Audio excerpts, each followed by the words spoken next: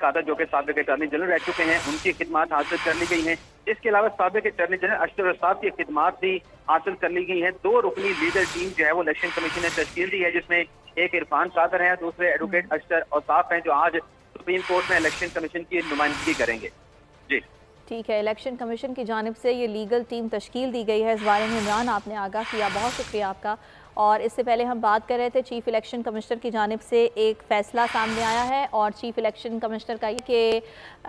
सदर मुमलिकत की जानिब से जो दावतनामा भेजा गया था, उस दावत पर चीफ इलेक्शन कमिश्नर सदर मुमलिकत से मुलाकात नहीं करेंगे। कानूनी माहिरीन से भी मशवरा किया गया और यही बात सामने आई कि सदर मुमलिकत को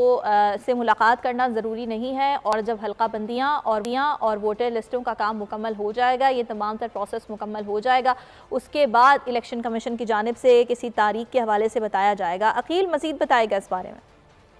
जी देखिए, इस हवाले से अब तक जो लेटेस्ट अपडेट थी वो यही है कि इलेक्शन कमीशन की जानिब से जो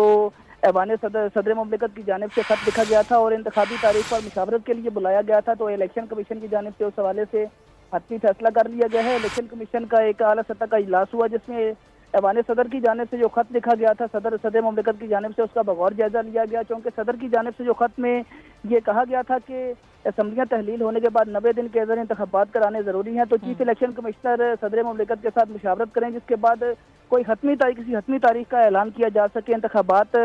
के आइंदा आम इंतखाबात के लिए। तो इलेक्शन कमीशन की जानिब से सदर के जो खत का है उसका सदर के खत का जायजा लिया गया। कानूनी टीम इलेक्शन कमीशन की कानूनी टीम की जानिब से ब्रीफिंग दी गई और चीफ इलेक्शन कमिश्नर को यह आगाह किया गया कि जो हालिया इलेक्शन एक्ट में तरमीम है, उसके बाद इंतखाबात की तारीख देने में अब जो सदर का किरदार है वो ख़त्म हो चुका है और इलेक्शन कमीशन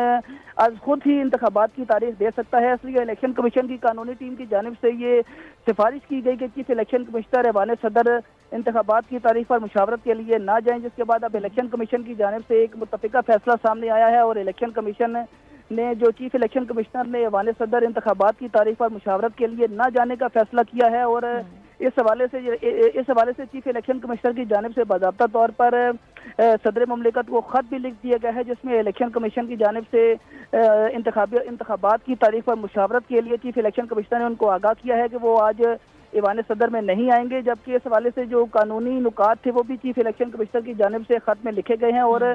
सदर को ये बताया गया है चीफ इलेक्शन कमिश्नर की जानिब से कि इस वक्त इलेक्शन कमीशन मुल्क भर में हल्का बंदियों के अमल में मसरूफ है और इसमें 4 माह लगेंगे, जिसके बाद इलेक्शन कमीशन को 1 से 1.5 माह जो वोटर लिस्टें हैं उसको अपडेट करने में लगेगा। तो चीफ इलेक्शन कमिश्नर की जानिब से खत पे लिखा गया है कि इस वक्त इंतखाबात की तारीख का ऐलान करना किसी तौर पर भी कानूनी तौर पर दुरुस्त नहीं है, जिसकी वजह से आज चीफ इलेक्शन कमिश्नर सदर मुमलिकत की जानिब से जो उनको बुलाया गया था उस पर जो है वो आज ऐवान सदर पेश नहीं हो सकते। अब चीफ इलेक्शन कमिश्नर की जानिब से बाज़ाब्ता तौर पर सदर को ये खत लिख दिया गया है और